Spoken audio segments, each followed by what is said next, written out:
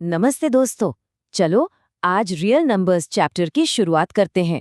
और हाँ, एक बात की गारंटी है, इसके एंड तक एचसीएफ और एलसीएम का हर एक कॉन्सेप्ट बिल्कुल क्रिस्टल क्लियर हो जाएगा। और ये सिर्फ कोई लाइन नहीं है। आज हम लोग रियल नंबर्स को इतने तगड़े तरीके से खल्लास करने वाले हैं कि किसी ने सोची भी नहीं होगी। तो फिर शुरू किया जाए।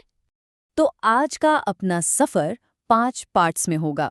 सबसे पहले एचसीएफ का असली मतलब क्या है, फिर उसकी एक सुपर शॉर्ट ट्रिक, उसके बाद एलसीएम को भी समझेंगे, फिर आएगा इस चैप्टर का द गोल्डन रूल और एंड में वर्ड प्रॉब्लम्स का पूरा खेल खत्म कर देंगे। सिंपल प्लान है। चलो शुरू करते हैं अपने पहले सेक्शन से। एचसीएफ आखिर है क्या? देखो, किसी भी चीज को मास्टर करना है ना, तो सबसे पहले उसके नाम को पकड़ो। अगर नाम का मतलब समझ गए तो समझ लो आधा काम तो वहीं हो गया। अब देखो, HCF फुल फॉर्म तो सबको पता है, हाईएस्ट कॉमन फैक्टर। पर इसका मतलब क्या निकलता है? इसको समझने की एक अहम निंजा टेक्निक है। इसे सीधा नहीं, उल्टा पढ़ो। हाँ, चलो पीछे से शुरू करते हैं। तो हम इसको 3 आसान से स्टेप्स में तोड़ेंगे। स्टेप 1 फैक्टर, स्टेप 2 कॉमन और स्टेप 3 हाईएस्ट। एक एक करके पूरा कॉन्सेप्ट मक्खन की तरह क्लियर हो जाएगा। तो सबसे पहला शब्द है फैक्टर। फैक्टर मतलब वो सारे नंबर्स जो किसी नंबर को पूरा डिवाइड कर दें, आसान भाषा में। एग्जाम्पल के लिए 6 को ले लो। 6 के फैक्टर्स कौन कौन से हैं? 1, 2, 3 और खुद 6, क्योंकि ये सारे 6 को डिवाइड करते हैं। Simple right? ओके, फैक्टर्स तो हो गया। अब अगला स्टेप है कॉमन।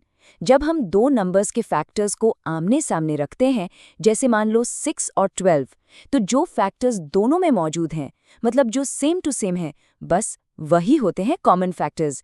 यहाँ 6 और 12 में 1, 2, 3 और 6 ये सभी कॉमन हैं।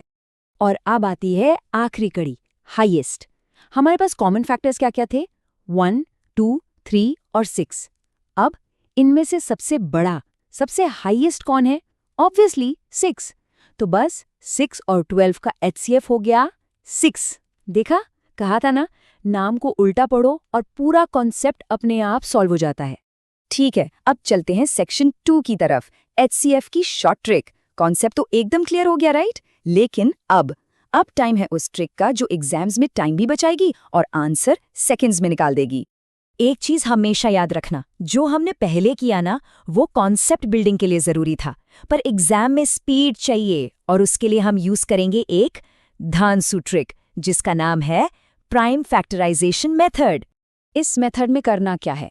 बहुत सिंपल। नंबर्स को उनके सबसे छोटे यानी प्राइम फैक्टर्स में तोड़ दो।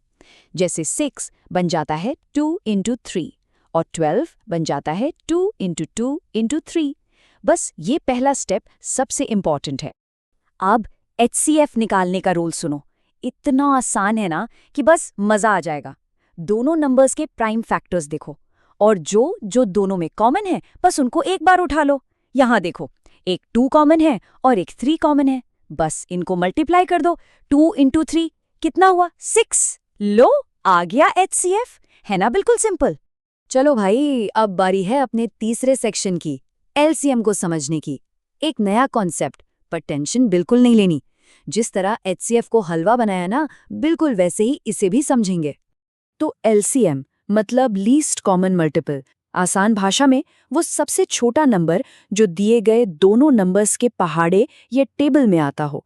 सोचो, 6 और 12 के केस में ऐसा कौन सा सबसे छोटा नंबर है जो 6 की टेबल में भी आता है और 12 की टेबल में भी? हाँ, 12 ही है।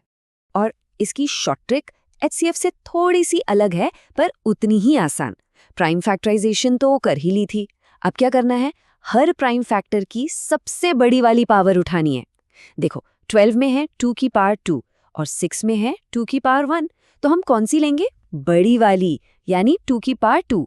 और 3, वो तो दोनों में एक एक बारी है, तो एक बार 3 ले लेंगे। तो बस 2 की पावर 2 इंटू 3 यानी 4 इंटू 3 हो गया 12। मिल गया एलसीएम।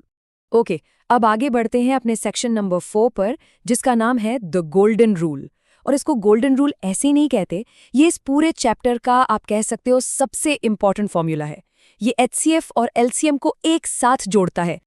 तो ये है द गोल्डन रूल। HCF को LCM से मल्टीप्लाई करो तो आंसर वही आएगा जो उन दोनों नंबर्स को आपस में मल्टीप्लाई करके आता है। सिंपल। और ये फॉर्मूला सिर्फ सवाल सॉल्व करने के लिए नहीं है, ये अपने आंसर्स को चेक करने के लिए एक जबरदस्त टूल है। इसको तो बस दिमाग में फिट कर लो। और अब सब कुछ सीखने के बाद आते हैं आखिरी सेक्शन पर, वर्ड प्रॉब्लम्स का खेल। चलो अब देखते हैं कि जो भी हमने सीखा है उसको असली प्रॉब्लम्स में कैसे इस्तेमाल करते हैं। चलो एक क्लासिक सवाल उठाते हैं। सोचो एक सर्कुलर रास्ता है। सोनिया एक चक्कर 18 मिनट में लगाती है और रवि वही चक्कर 12 मिनट में। अब अगर दोनों ने एक ही पॉइंट से एक ही टाइम पर एक ही डायरेक्शन में दौड़ना शुरू किया तो सवाल ये है कि वो स्टार्टिंग पॉइंट पर वापस एक साथ कब मिलेंगे। अब यहाँ आकर सबसे बड़ी कंफ्यूजन होती है कि HCF निकालें या LCM। देखो इसके लिए एक सुपर सिंपल ट्रिक है। बस इतना सोचो, जो आंसर आएगा वो दिए गए नंबर्स यानी 12 और 18 से छोटा होगा या बड़ा। कॉमन सेंस लगाओ, वो दोनों मिलेंगे तो 12 या 18 मिनट के बाद ही ना, मतलब आंसर बड़ा आएगा। और जब भी आंसर बड़ा आने वाला हो तो हमेशा, आई रिपीट, हमेशा LCM निकालते हैं। तो बस 12 और 18 का LCM निकालो, जो होता है 36। इसका मतलब सोनिया और रवि ठीक 36 मिनट के बाद स्टार्टिंग पॉइंट पर वापस मिलेंगे। देखा, सही कॉन्सेप्ट और सही ट्रिक हो ना तो वर्ड प्रॉब्लम्स एकदम बच्चों का खेल बन जाती हैं। तो आज हमने HCF और LCM को पूरी तरह मास्टर कर लिया, लेकिन एक मिनट रुको, ये सारी कहानी उन नंबर्स की थी जिन्हें हम फैक्टर्स में तोड़ सकते हैं। पर उन नंबर्स का क्या जिन्हें हम ऐसे सिंपल फैक्टर्स में तोड़ ही नहीं सकते, जैसे कि √2। इनका HCF और LCM कैसे निकालेंगे? ये सवाल हमें इस चैप्टर के अगले और भी ज्यादा इंटरेस्टिंग पार्ट की तरफ ले जाता है। उस पर बात करेंगे अगली बार।